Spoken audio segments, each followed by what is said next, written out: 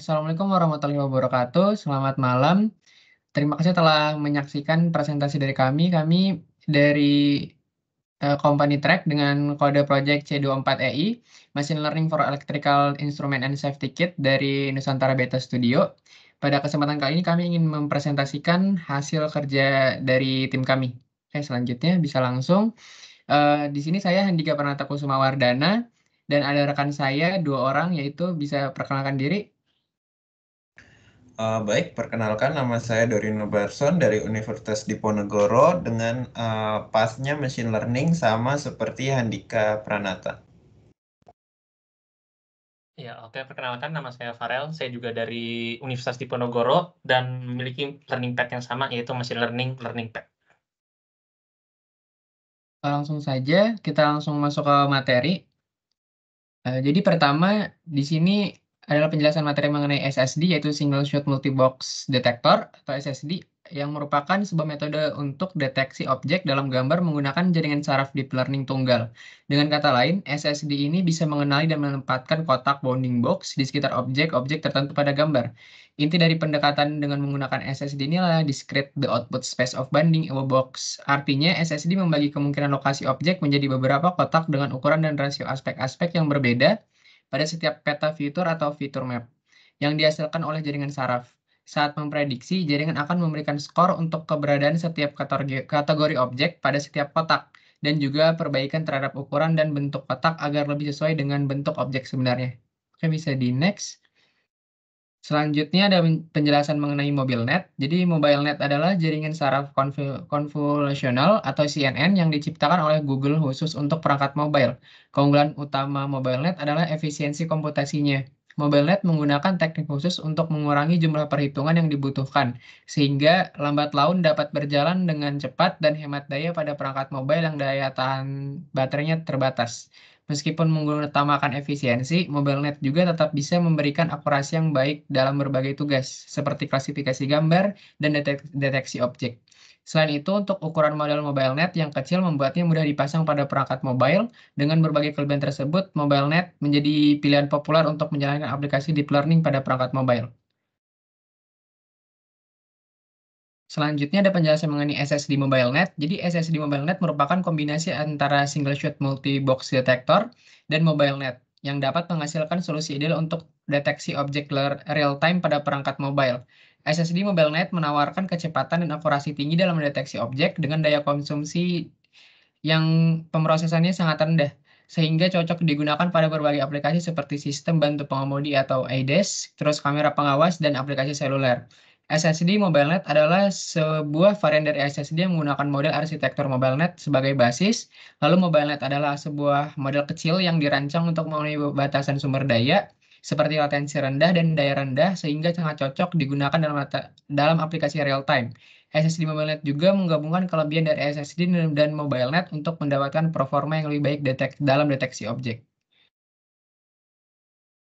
Selanjutnya ada kelebihan dari SSD MobileNet, yaitu yang pertama untuk real-time detection. Jadi SSD MobileNet dapat mendeteksi objek secara real-time, sehingga sangat berguna dalam aplikasi yang memerlukan deteksi objek secara cepat. Lalu yang kedua, kelebihannya ada high accuracy. Jadi SSD MobileNet memiliki tingkat akurasi yang tinggi, terutama dalam deteksi objek yang memiliki bentuk dan ukuran yang jelas. Lalu yang ketiga, ada SSD MobileNet relatif efisien dalam penggunaan sumber daya, sehingga dapat digunakan dalam perangkat yang memiliki batasan sumber daya. Selanjutnya ada kekurangan dari SSD MobileNet. Yang pertama yaitu keterbatasan sumber daya. Karena SSD MobileNet relatif efisien dalam penggunaan sumber daya, tetapi masih memerlukan sumber daya yang cukup untuk melatih model dan menjalankan proses deteksi objek secara real-time. Lalu yang kedua ada keterbatasan akurasi. Karena SSD MobileNet memiliki tingkat akurasi yang tinggi, tetapi masih dapat terpengaruh oleh beberapa faktor seperti kualitas data, keterbatasan dataset, dan kompleksitas objek yang akan dideteksi. Lalu selanjutnya untuk keterbatasan kemampuan deteksi, karena SSD MobileNet memiliki kemampuan deteksi yang baik, tetapi masih dapat terbatas dalam mendeteksi objek yang memiliki bentuk dan ukuran yang kompleks dan objek yang bergerak secara cepat. Lalu untuk keterbatasan kemampuan real-time, karena SSD MobileNet dapat berjalan secara real-time, tetapi masih dapat terpengaruh oleh beberapa faktor seperti keterbatasan sumber daya, kompleksitas objek, dan kualitas data.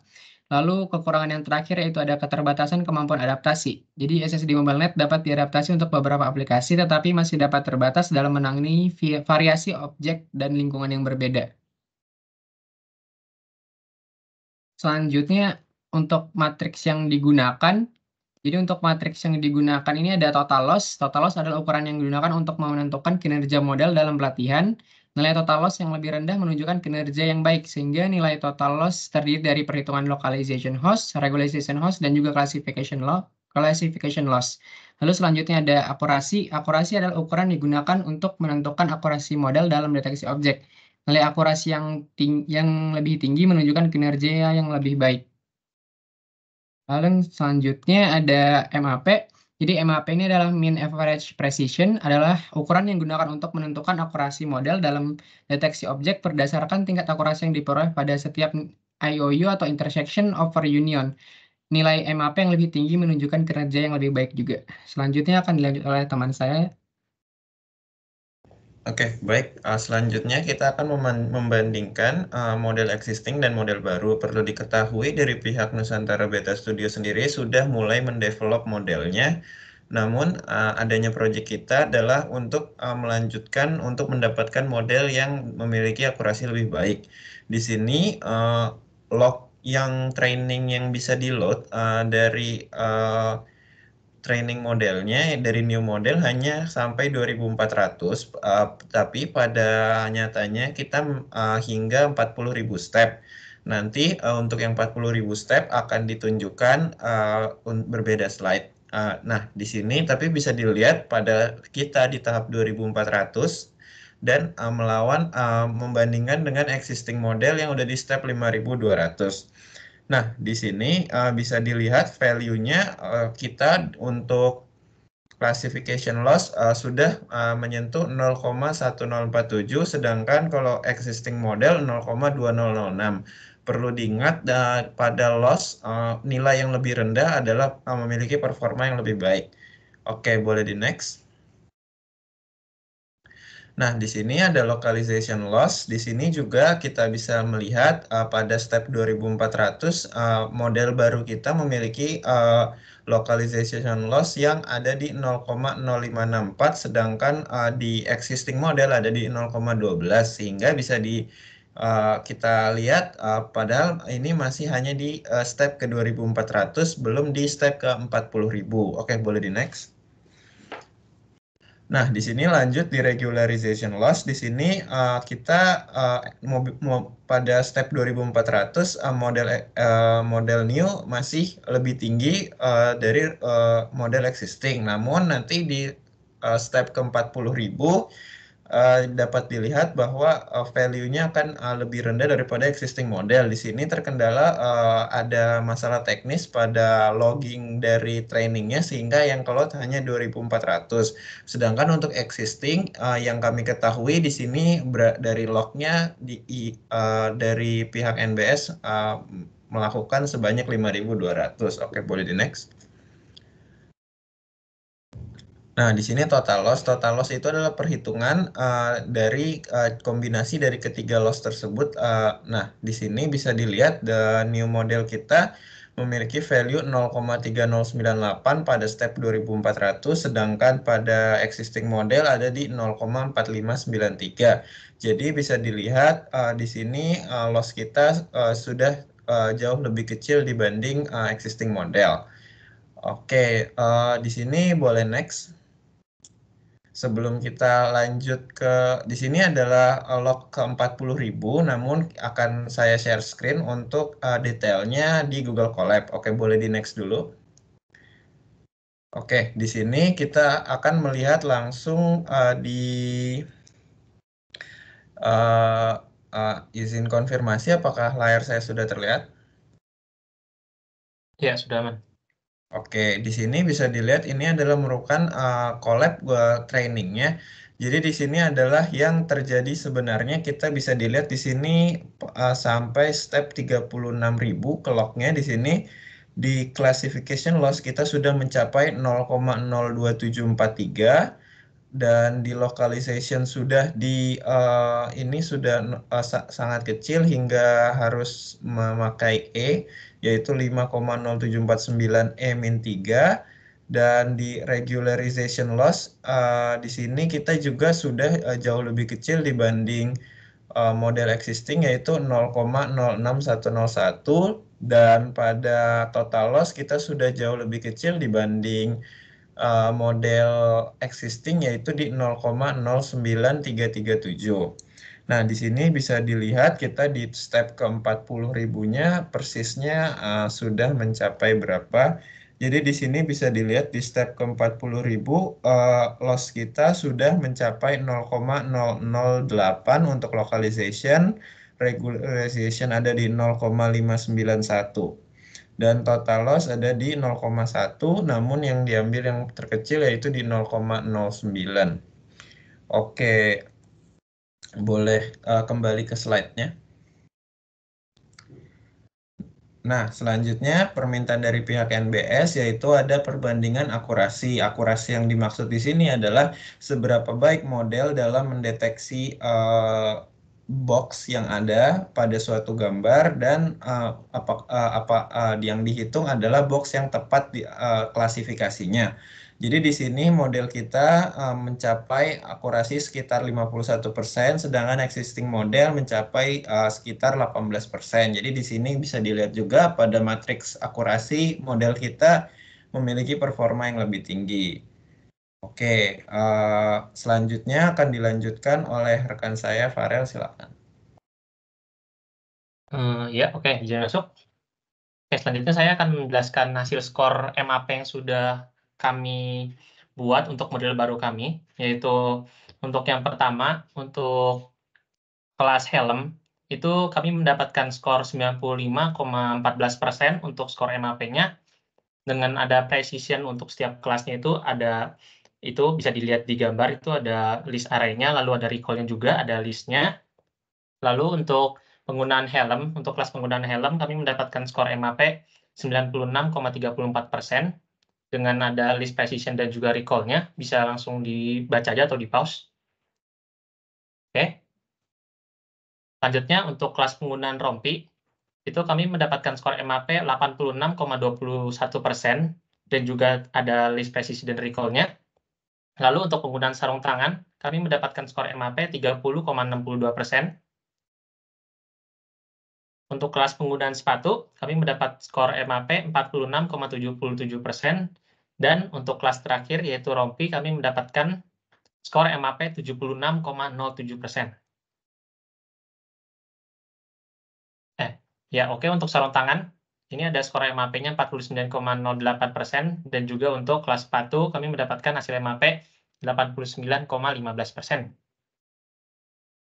Nah, ini adalah bisa dibilang ringkasan dari skor MAP yang sudah kami jalankan, dan juga hasilnya untuk MAP dari semua kelas itu kami mendapatkan skornya di angka 71,21%, dan juga ini adalah ground truth object per kelasnya, baik itu untuk kelas helm, penggunaan helm, dan juga sampai sepatu, itu ada di listnya. Lalu untuk ini yang di bawahnya, yang section ketiga itu berisi dari kelas yang sudah ada itu helm, kami mendapatkan nilai true positifnya itu adalah 36, dan juga untuk false positifnya itu 5. Jadi bisa dibaca untuk yang kelas-kelas lainnya, ada penggunaan helm, penggunaan rompi, penggunaan sarung tangan, penggunaan sepatu, ada juga kelas rompi, sarung tangan, dan juga sepatu.